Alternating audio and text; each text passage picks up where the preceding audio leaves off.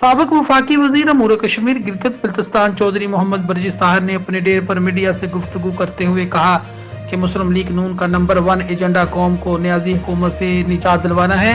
तहरीक अदम एतमाद लाना हमारा आईनी और कानूनी हक है।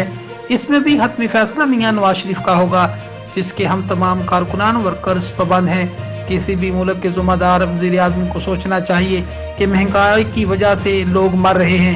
महंगाई का जिन बोतल से निकल चुका। इमरान नियाजी को चाहिए रज़ाकाराना तौर पर इक़्तिदार छोड़कर कौम से माफ़ी मांगे। इसके अलावा नियाजी के पास और कोई चारा नहीं।